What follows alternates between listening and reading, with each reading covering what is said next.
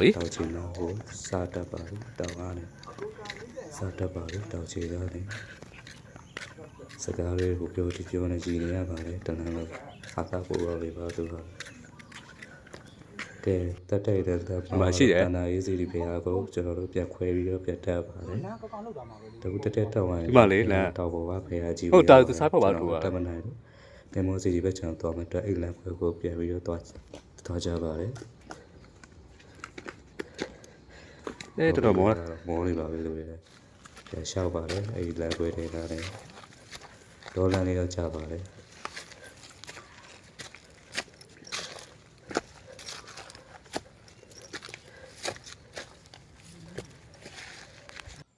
ကဲနည်းနည်းလေးတော့ကြောက်စောက်လေးတွေ့တက်လေးကျွန်တော်နည်းနည်းဖမ်းလိုက်ပါတယ်မတရားပြီနေပေါ့နော်ကဲနင်းသားပါပြီပါဗျာ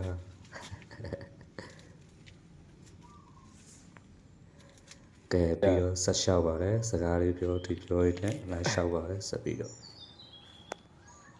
ကဲတောက်ပေါ်ရောက်ခဏနေပါပြီဒါကတော့တောက်ပေါ်ရောက်ခဏနေပါပဲဆက်တက်ပါတယ်တယောက်တည်းပါပဲပေါ်တာရအရှိရောက်နေပါပြီကျွန်တော်တယောက်ပဲချက်တော့ပါတယ်ကဲစပြီးတော့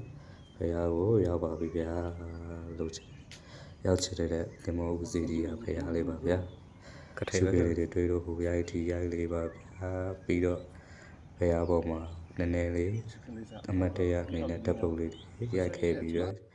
ပို့လေးတွေပေးခဲ့ပါတယ်ဗျာဓာတ်ပုံရိုက်ဖို့လားရှုပ်နေရတော့တော်တော်လာပါတယ်ပုံမှာဒါတောက်ထိတ်ကြီးမရဘူးတောက်ထိတ်မှဆိုဘယ်လောက်ထိတော့လှနေမှမသိဘူးဗျတက်နိုင်ရင်ဆက်ပြီးတော့လက်တက်ကြပါတောက်ထိတ်ကိုကျွန်တော်ကတော့တက်မနိုင်တော့လို့ဒီတင်မုံစီဒီဘက်ကိုပဲလာပါတယ်ဗျာ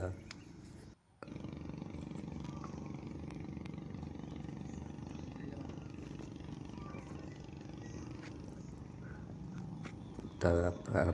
ဖာဘူးတောက်ပါ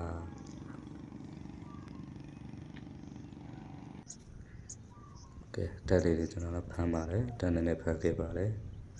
မတရားနေနေပါနော်